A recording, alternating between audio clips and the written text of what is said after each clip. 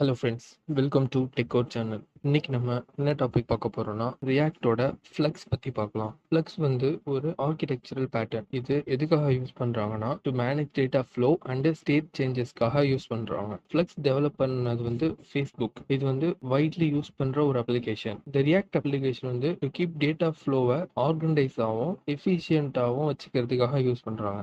இன் ஏ typical reaction அப்ளிகேஷன்ல data flow வந்து components வழியா இருந்துச்சு. ப்ராப்ஸ், ஸ்டேட்ஸ், கால்பேக்ஸ் மூலமா டேட்டா ஃப்ளோ இருந்துச்சு. அப்ளிகேஷன் குரோ ஆக ஆக இந்த டேட்டா ஃப்ளோ ரொம்ப காம்ப்ளெக்ஸாகவும் மேனேஜ் பண்றதுக்கு டிஃபிகல்ட்டாகவும் இருந்துச்சு. அப்போதான் ஃப்ளக்ஸ் வந்து சால்வ் பண்ணுச்சு இந்த ப்ராப்ளத்தை. எப்படின்னா by providing a structured approach to managing data flow. The core concept of Flux is store. ஸ்டோர்ல தான் எல்லா components access the data through the store.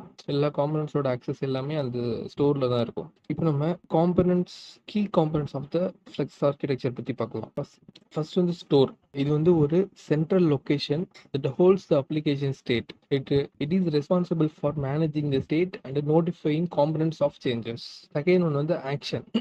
Action எதுக்காக யூஸ் ஆகுதுன்னா ரெஸ்பான்ஸ் கிரியேட் பண்றது யூசர் இன்ட்ராக்ஷனுக்காக. எக்ஸாம்பிள், ஒரு பட்டனை கிளிக் பண்றதுக்காக யூஸ் பண்றது ஆக்ஷன்ஸ் அப்படின்னு தான் சொல்லுவாங்க. கிளிக்கிங் ஏ பட்டன் எக்ஸாம்பிள். தேர்ட் ஒன் வந்து டிஸ்பேச்சர்ஸ். இது வந்து ஹேண்ட்லிங் ஆக்ஷன்ஸ், அப்டேட்டிங் த ஸ்டோர் அக்கார்டிங்லி. ஃபோர்த் ஒன் வந்து காம்பனன்ட்ஸ். அடுத்தது கொஞ்சம் பாப்புலரான ஃப்ளக்ஸ் இம்ப்ளிமெண்டேஷன் பத்தி பார்க்கலாம். அதுல வந்து ஃபர்ஸ்ட் டைப் வந்து ரீடெக்ஸ், செகண்ட் ஒன் வந்து மோப் எக்ஸ், தேர்ட் ஒன் வந்து ஃபிளெக்சிபிள். ஓகே ஃப்ரெண்ட்ஸ், இன்னைக்கு அவ்வளவுதான் டாபிக். தேங்க்யூ ஃபார் வாட்சிங். For more visit www.kaushik